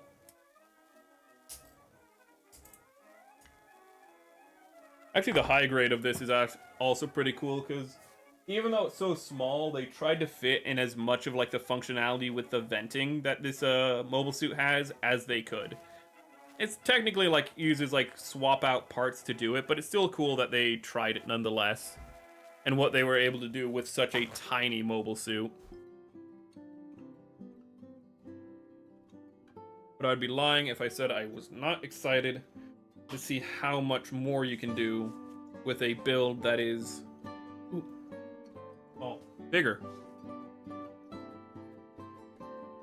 I don't know why I thought of this. I cannot tell you, maybe because we brought up dinosaurs earlier in stream. But I just remembered in Jurassic Park 2, Lost World, one of the worst deaths in that movie is from, like, a guy who's, like, being a hero. And it's to show, like, these are animals and that they're dangerous and they don't really care about what you're doing. Like, they're gonna eat you. But it's in the movie when after the Tyrannosaurs, like, push the camper van thing that the good guys are using on, like, as home base on the island. Like, they take the Tyrannosaur baby because it has a broken leg and they're going to, like, heal it. And, you know, they give it back to the Tyrannosaurs because, like, the Tyrannosaurs hears its cry for help in the camper van thing. And after they give back the baby T-Rex, the T-Rex is just like, you know what, we're just gonna push off this camper van into the ocean. Ooh. But it's, like, hanging off the edge of the cliff. Because I guess the T-Rexes were like, you know what, we're just gonna stop halfway. Like, we really wanted to do this, but nah, like we got bored. So they just like leave for some reason. And then like the one good guy character who's not in the camper van because he was in like a scout tower is like comes back with the Jeep and is like, okay, well crap, everyone's gonna die. So he hooks up the Jeep to the camper van. I'm just gonna call it that because I could call it home base, but we're committed. And what he does is he has the Jeep like hooked up to it, and he's trying to like pull the Jeep. He's trying to use the Jeep to pull the camper back onto the cliff. And then just in the middle of him doing this, the Tyrannosaurs just for some reason are like, hey, we're back. They just walk back, and he's just sitting there like trying like his best to like get them, like save everyone else. And the Tyrannosaurs are just like, oh dude, is that an open hatch car without a roof? Wow. On an island full of dinosaurs, you're just in a car without a roof? That's really stupid of you. So the Tyrannosaurs just reach into the Jeep, pull him out, then the other Tyrannosaur grabs his legs and they just rip him in half, and you're just like, Jesus Christ, like, that guy did nothing wrong. Like, oh, outside of having like the incorrect vehicle, I suppose, for like the situation, but like, that's like one of the worst deaths in all of Jurassic Park, and he did nothing wrong. It's like to show that the dinosaurs don't care, that they're just animals, but it's just like, wow, what the hell? Jurassic Park 3. Does something like that happen in Jurassic Park 3 as well? Because in Jurassic Park 2, like, that scene like lives in my head rent-free, in all honesty. Just that guy who did nothing wrong getting a horribly mutilated, like getting just torn in half by like 2 Tyrannosaurs. There are some like horrific deaths in Jurassic Park 3. I remember like the guy who like runs in front of the plane because he's like, hey, like don't take off, like I don't want to be left alone on like a dinosaur island. And then the Spinosaurus just runs out of the forest and grabs him, and just there's just blood, and you're like, ooh. Except Jurassic Park 3, I think, was a Triceratops baby. Gee, what? I do not remember that, and oh crap. Oh, that's an oversight by me. I'm gonna have to panel line these real quick. Hopefully they'll be dry enough to apply. Ooh, this might have to wait until next build session, but yeah, I completely, that's an oversight. Forgot to check the other side. But Jesus Christ, that happens in I do not remember that. I'd believe you, though. Jurassic Park 3 definitely has the dinosaurs being extra crazy.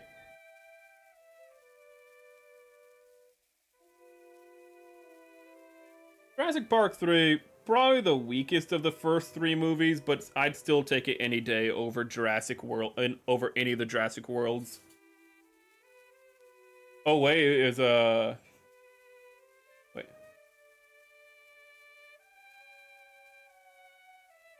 Oh no, not World. No. Jurassic Park 2. I was talking about Jurassic Park 2, the Lost. Yeah, I can see where that'd get confusing because I said Jurassic Park Lost World. You know, I can see the confusion is very understandable. Ooh, I said Jurassic World within the same sentence.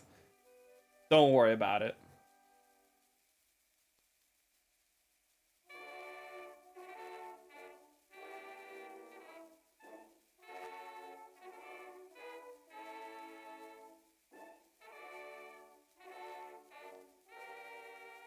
I think I'm getting this correct.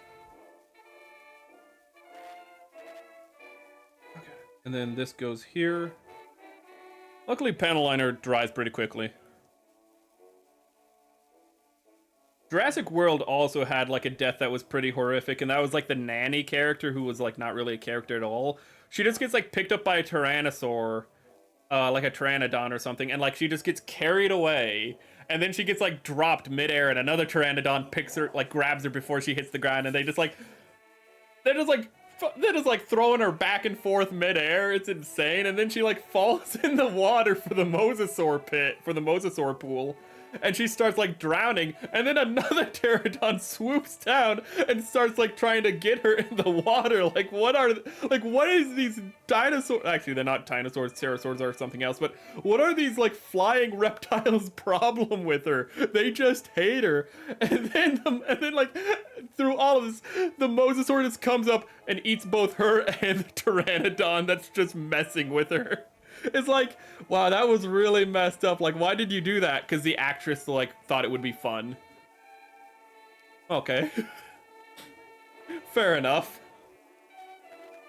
Like, it's probably the second worst death in Jurassic Park, because she wasn't, like, doing anything, like, heroic when she died. But at the same time, like, she was just, like, a person who... like the kids just kind of left behind, you know, they just duped, you know, so they could, you know, go see the park by themselves without a nanny. And, you know, that's all, like she has like almost no plot role in the movie. She's just like almost a throwaway character.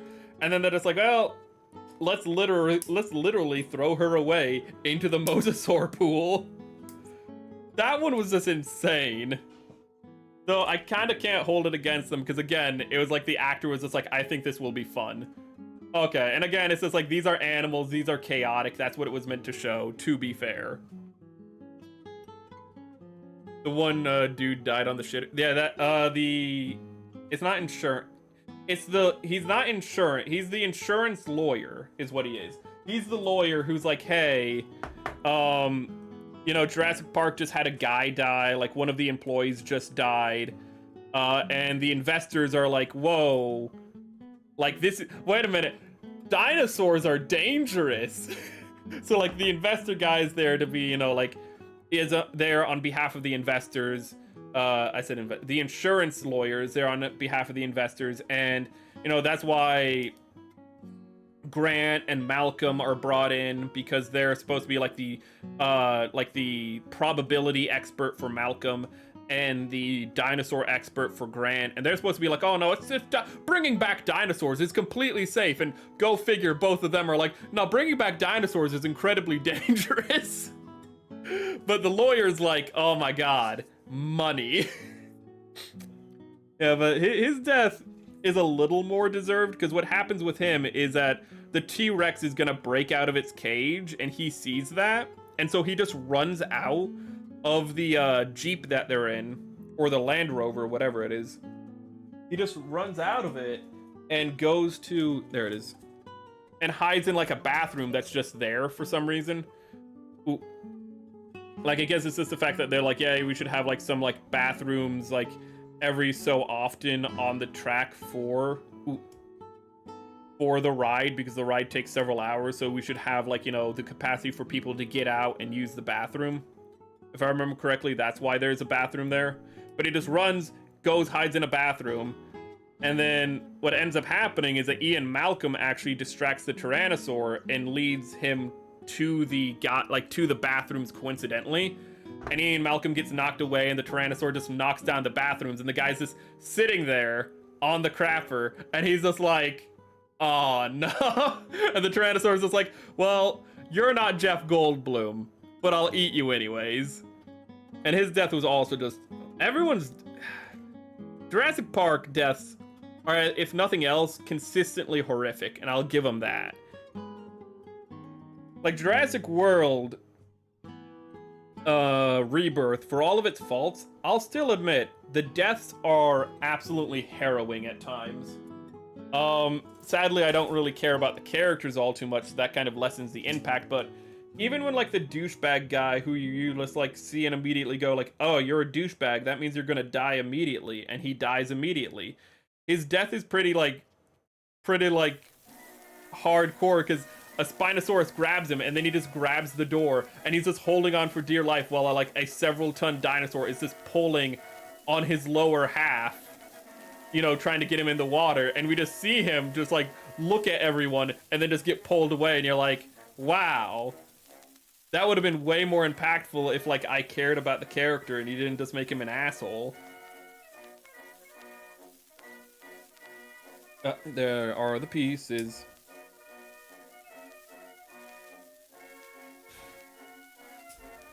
I feel like the most justifiable, like the most satisfying death in Jurassic Park, for all of the faults of the end of the movie of Jurassic Park, Lost World, for all of its faults, I will admit that the antagonist, how he dies, is satisfying, if nothing else. Because he dies because he's, like, trying to lure the baby T-Rex into the cage to, you know, then lure the mommy T-Rex back to the cage because it's, like, doing a little rampage in... Is it LA or is it San Francisco? I can't quite remember. But it's just doing a rampage because they thought that would be a good idea. Just having the Tyrannosaur come to, like, the mainland and just start wrecking hell. But what happens is, like, he's trying to get the baby T-Rex, you know, trying to capture it, and then the mommy T-Rex this is, like, also there. And what happens is not that the mommy T-Rex kills him, but the parent T-Rex just, like, looks at its child and goes, like, and now it's your time to learn how to take down prey effectively.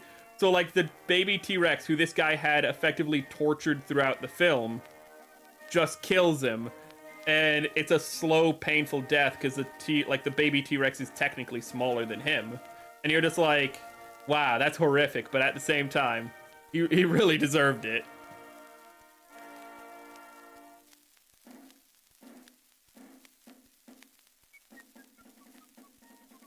I think that was actually one of the strengths of the original Jurassic Parks, is that you really had a sense, even though you knew who was the main characters, you really had a sense that that anyone could die. That even if, like, you kind of knew because of how the film worked, you know, like, these characters probably won't, the dinosaurs felt like they were very indiscriminate in who they went after and could kill.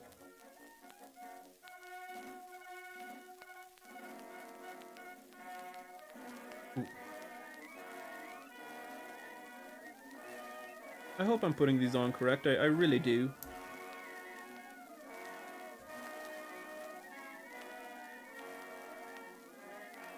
Okay.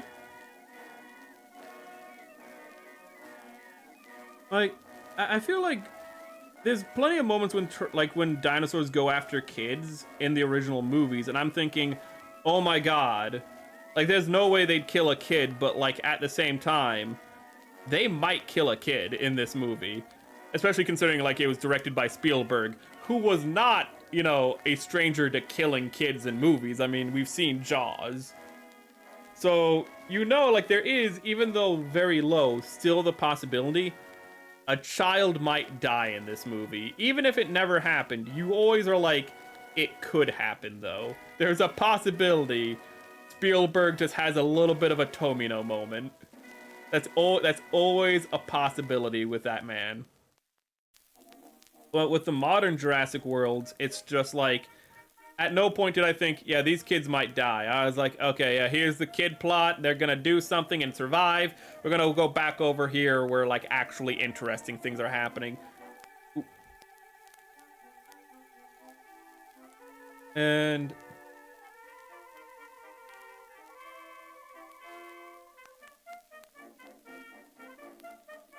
let's clean off these pieces now.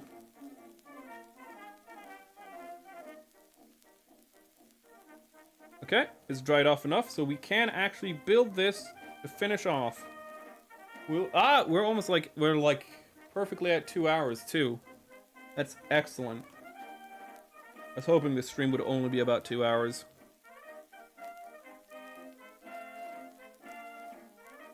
Excellent.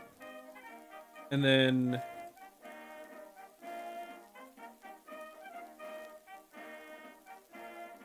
very terrified of putting these together, because these are very thin pieces that could very easily snap if I do it wrong.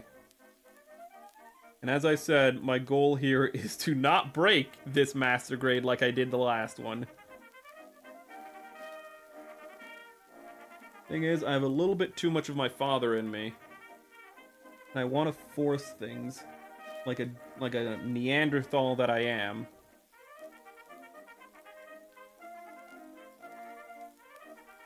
Okay, that goes there. That goes there. These gold effects are really nice. Nothing else, this guy's gonna look absolutely beautiful. And then this goes a little tricky. One of those things that you can't see when you put it on, but you know how you're supposed to put it on. Did I do it backwards? No, it says it's supposed to go on like this, but I am missing A2. A240 I am missing.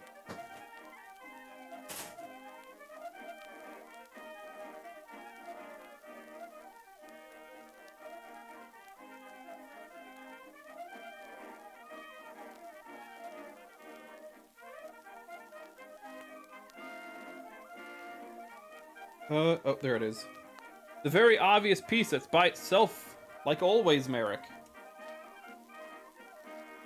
Ooh, so lonely.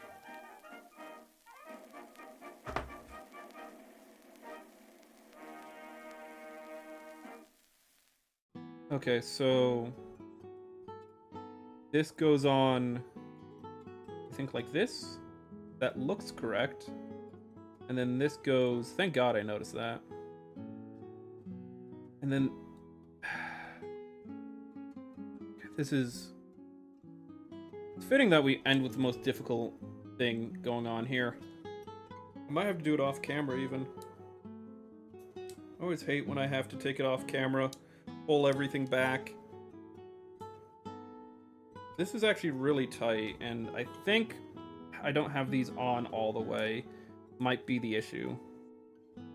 So it's only like a millimeter on either side that it's going a little too far, but I can, yep. That is a really tight, it's really tight, so that was the problem. Okay,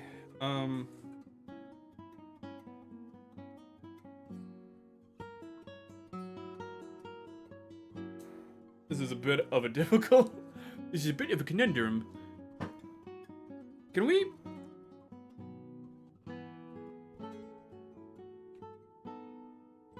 This is,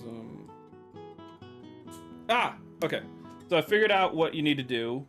I can't really show you, sadly, but the trick is not actually plugging it in with these parts, because these are hard as hell to align. But what it doesn't show you is that the top of it is actually aligned with, like, there's actual plugs at the top of this part. So it's easier to align them with the top plugs, and then once you have those aligned, they'll just slip into those bottom plugs. So if you build this, it didn't have any issues with me. If you just start with the top, then go down, it's easier than starting with the bottom and going up. And finally, this kit, every time I look at it, I'm just confused. I am just a drooling pituitary idiot.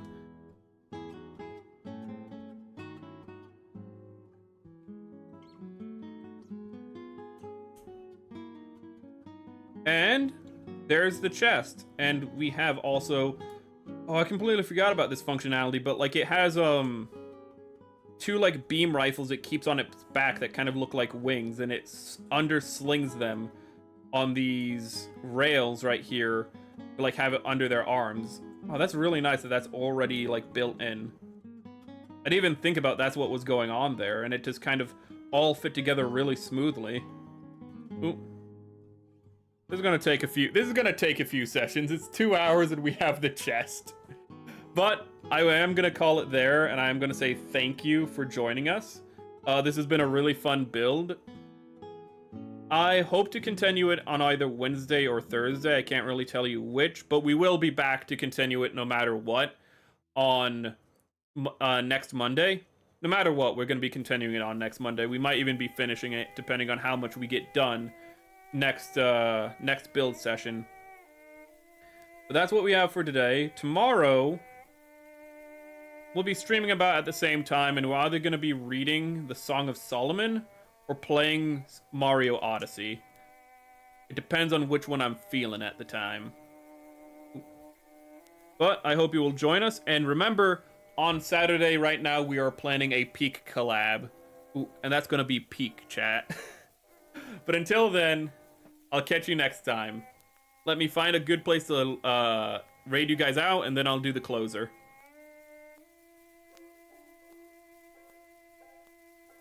And if you're new here, follow along for more, as always. I hope you've enjoyed the stream as much as I have enjoyed doing it. I'm gonna link out YouTube first. Lots of notifications. I don't think I've linked out to SS Isa in a very long time, so I'm gonna link out to SS Isa on YouTube. Unless, there's one other VTuber that I follow who streams later than me often and does Gunpla, and he's actually doing Peak. Actually, it kind of feels more fitting to actually send you over to that guy, considering I said we're doing Peak later this week. So, for YouTube, you're welcome for the stream, and I'm happy that you've enjoyed it. Ooh. So there you go for you guys on YouTube, and for Twitter, what am I fucking? With Twitch, it says there's only 2 people, so I think I'm just gonna link you guys out. Let me see.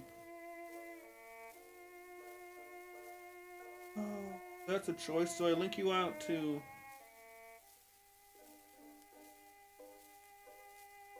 I'll link you out to the same person, actually.